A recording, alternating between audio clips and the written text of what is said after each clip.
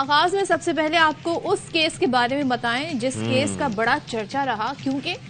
Justice قاضی فائز عیسیٰ جب chief justice of Pakistan بنے تو انہوں نے فل کورٹ بنایا اور پریکٹس اینڈ پروسیجر جو ایکٹ ہے اس کے حوالے سے سماعت کا باقاعدہ آغاز ہوا اور وہ سماعتیں لائیو دکھائی گئیں تو پہلی بار عدالتی تاریخ میں ایسا ہوا اور سب نے تھورولی اسے بڑا انجوائے بھی کیا، سیکھا بھی بہت کچھ کہ جو تمام کے تمام ججز تھے کس طریقے سے پروسیڈنگز ہوتی ہیں، کیسے دلائل دیے جاتے ہیں اور وہ جو اختلاف بھی ہوتے ہیں ججز میں وہ بھی کتنے لاجک پہ بیسڈ کرتے ہیں اور اکثر و بیشتر یہ ضروری ہوتا ہے، قانونی حوالے دیے ہوتے ہیں، ضروری ہوتا ہے تاکہ آپ ڈسکشن کو آگے بڑھا سکیں، مختلف پہلوؤں سے اس کا جائزہ لے سکیں۔ تو کل کیا ہوا؟ کل اس کیس کا فیصلہ سنا دیا گیا، مختصر فیصلہ آیا ہے اور بڑے جو اس کے جو یہ ایکٹ تھا اس حوالے سے بتایا گیا ہے جی کہ یہ ایکٹ 10/5 سے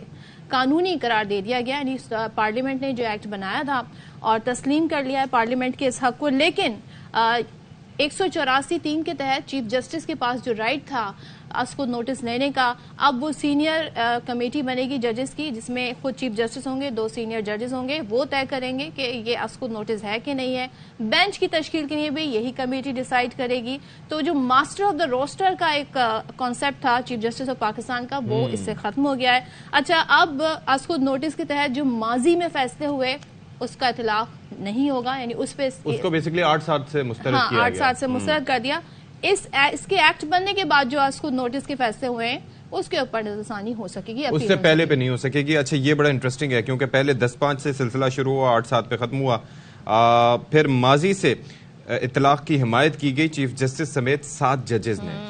یہ بڑا امپورٹنٹ فیکٹر ہے، لیکن 8 نے اس کی حمایت نہیں کی۔ اچھا، اس کے علاوہ پھر اب 3 سینئر ترین ججز کے پاس یہ اختیار ہوگا، بیسیکلی اس کو کمیٹی کہیں یا 3 سینئر ججز کہیں، چیف جسٹس اور 2 سینئر ججز، اور بینچوں کی تشکیل اور از خود نوٹس کا فیصلہ یہی لوگ کریں گے، اور یہی کمیٹی بنیادی انسانی حقوق کے معاملات کم از کم 3 ججوں پر مشتمل کمیٹی کو بھجوائے گی۔ تو اس پر یہ دیکھیے کہ جو فیصلہ پڑھ کر سنایا گیا وہ پہلے آپ کو ذرا دکھا دیتے ہیں۔ اچھا، اس میں اس سارے کیس کے دوران بڑے اہم سوالات بھی اٹھائے گئے۔ جسٹس عائشہ ملک نے یہ پوچھا تھا کہ جو یہ ہم تمام تر پروسیڈنگ کر رہے ہیں اس کے خلاف اپیل کہاں پر ہوگی؟ تو بہت سارے ایسے سوالات تھے۔ جسٹس منیب اختر کی جو قانونی لاجک ہے وہ بھی بڑی لوگوں کو پسند آئی، کچھ لوگوں نے بڑا اس کو سراہا بھی۔ اس کے اندر بھی ڈیویژن ہے نا، اپنے حساب سے اپنے حساب سے قانونی طور پہ، ناٹ اپنے حساب سے، کیونکہ اب ظاہر ہے اس پہ سب کی اپنی اوپینین ہے، جتنا وہی تو کہہ رہا ہوں نا کہ اپنے حساب سے جو فریق مخالف ہیں وہ کہتے ہیں کہ جی بڑی اچھی رائے تھے، جو اچھی رائے نہیں تھی، جو ان کو سپورٹ کرتے ہیں وہ کہتے ہیں کہ جی رائے جو ہے وہ بڑی مناسب تھی، صاحب تھی، کہ ان کو پتہ ہے یہاں پر آئین ہو یا قانون ہو، ہر کسی کی تشریحات ہر کوئی اپنے حساب سے کرتا ہے۔ مگر اگر یہ کہنا کہ پارلیمنٹ کا حق تسلیم کر لیا گیا ہے کہ وہ اس طریقے کی چینجز کر سکتی ہے، تو اس میں پارلیمنٹ کا یہ حق تسلیم نہیں کیا گیا جہاں پہ کہا گیا کہ ماضی سے جو فیصلے ہوئے ہیں اس پہ اس کا اطلاق ہونا چاہیے، اس کو رد کر دیا گیا ہے۔ ہمارے ساتھ اس ساری صورتحال پر بات کرنے کے لیے موجود ہے ماہر قانون جسٹس ریٹائرڈ شائق عثمانی صاحب۔ تھینک یو سو مچ سر۔ سر بتائیے گا، پارلیمنٹ کی بالادستی کے حوالے سے یہ فیصلہ ہمیں کیا بتاتا ہے کہ اب پارلیمنٹ ہی مقدم ہے ساری صورتحال میں، یا آپ کو وہ جو کہتے ہیں نا division of power, trichotomy of power, اس کو بھی برقرار رکھا گیا ہے؟ اس فیصلے کو کیسے سمجھیں ہم؟ دیکھیے، ایک چیز نوٹ کرنی چاہیے کہ دنیا میں 2 قسم کے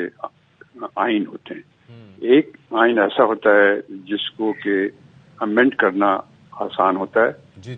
طریقہ آسان طریقہ ہوتا ہے۔ ایک آئین ایسا ہوتا ہے جس کو کہ امینڈ کرنا مشکل ہوتا ہے۔ عام طور سے فیڈریشن جو ہوتی ہیں اس میں جو آئین ہوتا ہے وہ ایسا ہوتا ہے جس میں کہ آئین کو امینڈ کرنا مشکل ہوتا ہے، کیونکہ اس میں بہت سے انٹرسٹ انوالو ہوتے ہیں، بہت سے پروونسز انوالو ہوتے ہیں، اسٹیٹس انوالو ہوتی ہیں۔ ہمارا آئین جو ہے وہ ایسے ہی تھا، ایسے ہی ہے اور تھا پہلے، اب تو تھوڑے سے چینجز آ گئے، جس میں کہ امینڈ کرنا بہت مشکل تھا کیونکہ 2/3 میجورٹی ضروری ہے امینڈمنٹ کے لیے۔ اب جو یہ ایکٹ جو تھا پریکٹس اینڈ پروسیجر ایکٹ جو آیا، جس میں کہ کوشش کی گئی ہے کہ کوئی چیزیں ایسی چینج کی جائیں جو کہ صرف آئین میں امینڈمنٹ کر کے ہی چینج ہو سکیں۔ مثلاً جو سپریم کورٹ کے رولز ہیں وہ آرٹیکل 191 کے تحت جو ہیں وہ صرف سپریم کورٹ ہی بنا سکتی ہے اور وہی چینج کر سکتی ہے، لیکن یہاں پہ پارلیمنٹ نے انٹرفیئر کیا اور وہ چیز اپنے پاس لے لی انہوں نے وہ پاور، اور انہوں نے اس میں کچھ امینڈمنٹس کی ہیں جو کہ بڑی امپورٹنٹ امینڈمنٹس ہیں. ایک تو یہ کہ جو چیف جسٹس کی جو پاورز ہیں اس میں کافی حد تک کمی ہو گئی اس میں، ان دا سینس کہ اب وہ خود سو موٹر نوٹس نہیں لے سکتے، اس کے لیے ایک کمیٹی بن جائے گی، اور بہت سی ایسی چیزیں ہیں جو کہ ڈیٹیل میں نہیں جا چاہتا جو کہ لائی گئی ہیں. اس سے سپریم کورٹ کے جو چیف جسٹس کی پاورز اور ڈسکریشن تھا اس میں کافی حد تک کمی ہو گئی. اسی طرح سے اب جو آرٹیکل 184(3) کی جو پروویژنز ہیں جو کہ لائی اس واسطے گئی تھی آئین میں کہ اگر 2 پروونسز یا 3 پروونسز کے آپس میں کسی کے ڈسپیوٹ ہوں تو اس صورت میں پھر سپریم کورٹ جو ہے اس کو اوریجنل جورسڈکشن ہوتی ہے، وہ انٹرفیئر کر سکتی ہے. یا پھر کوئی فنڈامنٹل رائٹ کے خلاف کوئی بہت ہی خطرناک کوئی چیز ہو جس کو کہ اس میں انٹرفیئر کر سکتی ہے. تو ان چیزوں کو بڑھا کر کے سو موٹر نوٹس کا پرنسپل لایا گیا افتخار چودھری صاحب کے زمانے میں. جہاں پہ کوئی بھی ایشو ہوتا تھا وہ جو ذرا پبلک امپورٹنس کو ہو تو اس میں وہ فٹافٹ انٹرفیئر کرتے تھے. ایسے ہی اس پہ اب کافی حد تک یہ رکاوٹ پیدا ہو گئی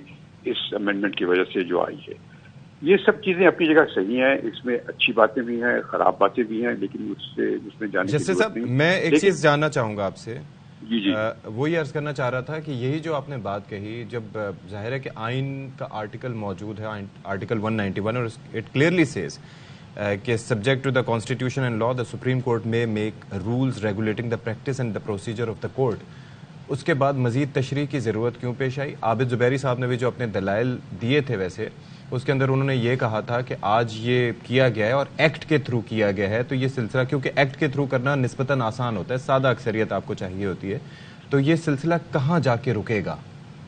یہ امپورٹنٹ کوشچن نہیں ہے آپ کی نظر میں؟ جی یہی میں اسی پہ آ رہا تھا، آپ نے اس سے پہلے یہ بات کیا جی. میں یہی آپ سے یہ کہنا چاہتا تھا کہ جو ایکٹ کے تھرو اگر آپ اس طرح سے چینجز لے کے آئیں گے جس کا کہ ڈائریکٹ آئین سے تعلق ہے تو اس صورت میں آپ ایک رستہ کھول دیں گے، وہ رستہ کھل جائے گا، اور آئین میں امینڈمنٹس جو ہیں اب ایکٹ کے تھرو انڈائریکٹلی کی جائیں گی، اور چونکہ پارلیمنٹ کرے گی اور پارلیمنٹ اکثریت سے کرتی ہے، جو پارٹی اکثریت میں ہوتی ہے اس کے پاس پاور ہوتی ہے کہ وہ ایک قانون پاس کر سکتی ہے، تو اس کے مطلب وہ اپنے انٹرسٹ میں آئین میں چینجز لا سکتی ہے. تو یہ اسی واسطے سے میں نے آپ کو ایک مثال دی کہ جو آئین ایسے ہوتے ہیں جو کہ مشکل ہوتے ہیں چینج کرنا، وہ چیز، وہ پرنسپل جو ہے ہمارے آئین کا، وہ اب کافی حد تک پیچھے ہٹ گیا. تو یہ اس کی وجہ سے آئندہ مشکلات یقیناً پیش آئیں گی. ایک سیاسی پہلو بھی اس کا دیکھا جا رہا ہے کہ ماضی کے جو کیسز ہیں 184(3) کے تحت اس پہ اطلاق نہیں ہوگا، تو ان میں نواز شریف صاحب کا کیس بھی ہے، جہانگیر ترین صاحب کا بھی ہے. آپ سمجھتے ہیں کہ ان کے لیے مشکلات برقرار ہیں جوں کی تو، یا جو سمجھا جا رہا تھا ریلیف انہیں ہو جائے؟ یہی ایک چیز جو ہے آپ نے صحیح فرمایا کہ یہ جو چیز ہے یہ کافی تشویشناک ہے کہ ایک طرف تو آپ یہ رائٹ دے دیتے ہیں کہ 184(3) کے تحت جو فیصلے ہوں گے اس کے خلاف اپیل ہو سکتی ہے، لیکن پھر آپ کہتے ہیں کہ یہ چیز لاگو ہوگی فلاں ڈیٹ سے، اس سے پہلے نہیں ہوگی. تو یہ ایک قسم کی ناانصافی ہو گئی اور یہ ڈسکرمنیشن ہو گئی کہ پہلے والے کیوں سفر کریں. اگر آپ یہ چینج کرنا چاہتے ہیں تو یہ چینج پہلے کا بھی ہونا چاہیے. تو اس بیسس پر، اس پوائنٹ کے اوپر، آرٹیکل 25 کی وائلیشن کے اوپر، یہ جو حضرات جن کا نام آپ نے لیا ہے سر، اور اس کے اندر انٹرسٹنگ فیکٹر یہ ہے 8-7 پہ یہ سلسلہ ختم ہوا، یعنی کہ 8 ججز جو ہیں وہ اس کے مخالف تھے اور 7 حامی تھے including chief justice of Pakistan. لیکن فیصلہ تو ہو گیا نا، فیصلہ تو ہو گیا کہ پاناما کیسز، یہ دوسرے کیسز جو ہیں وہ اس پہ یہ اطلاق اس کا نہیں ہوگا. تو اس کی وجہ سے نواز شریف یا جہانگیر ترین جو ہیں ان کو مصیبت ہوگی، ان کو پرابلمز ہوں گے. لیکن چونکہ یہ ایک ایشو ایسا ہے جو کہ آرٹیکل 25 کے خلاف نظر آتا ہے، تو اس لیے ان لوگوں کے پاس یہ آپشن موجود رہے گا کہ وہ ایک ریویو پٹیشن فائل کریں اور کہیں کہ یہ جو آپ نے فیصلہ دیا ہے یہ غلط ہے، یہ سب پہ لاگو ہونا چاہیے. ٹھیک ہے، تھینک یو سو مچ. شائق عثمانی صاحب ہمارے ساتھ قانونی طور پر اپنی وہ انٹرپریٹیشن بتا رہے تھے، انہیں کیا اس فیصلے کے اور بڑا انٹرسٹنگ فیکٹر یہ ہے کہ بینگ اے جج وہ فیصلوں کو سمجھتے بھی ہیں اور ان کے آگے کانسیکوینسز بھی کیا آ سکتے ہیں وہ بھی، تو ایک اوپینین انہوں نے اپنا دیا وچ از ویری گڈ.